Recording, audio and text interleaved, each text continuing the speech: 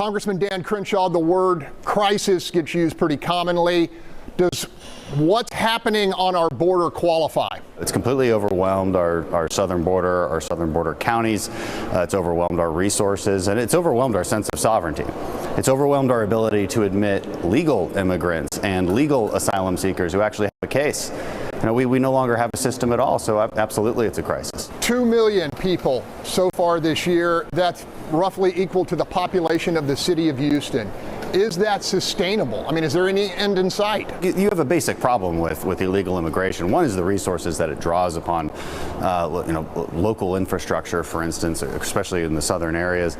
But it's also a problem of assimilation. How are we supposed to assimilate into our culture and into our society that many people so quickly? No civilization can do that because we have a process, we have a system, and all these people just want to cut in front of it, and Democrats want to let them. I'll tell you another reason it's a crisis. The southern border is actually controlled by someone. It's just not the Mexican government, it's not the U.S. government, but it is the drug cartels. The Mexican drug cartels are putting fentanyl over our border and killing about 80,000 Americans a year.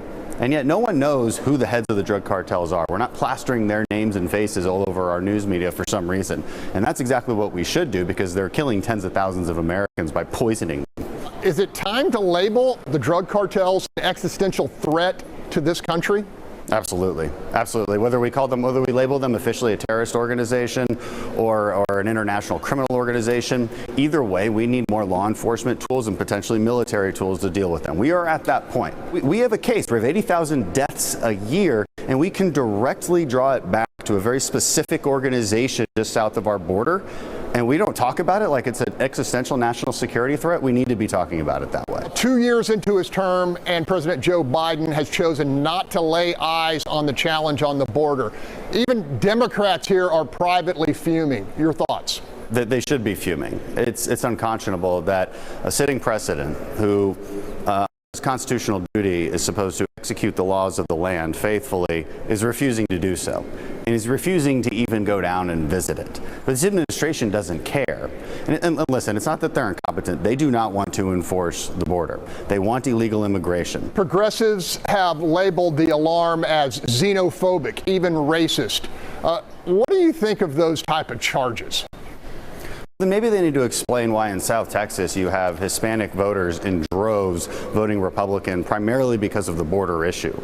Again, if they want to bypass honest debate and just insult others and say that they're racist or xenophobic because they want a secure border, fine. But they're going to lose that argument because everybody knows that it's disingenuous. It's about a moral issue of prioritizing legal immigrants who at least try to do it the right way and get in line like everybody else. Where's their outrage about anyone from any other country, Hispanic Americans included, who did it the right way and now feel like there's an injustice against them because everybody else can just walk across?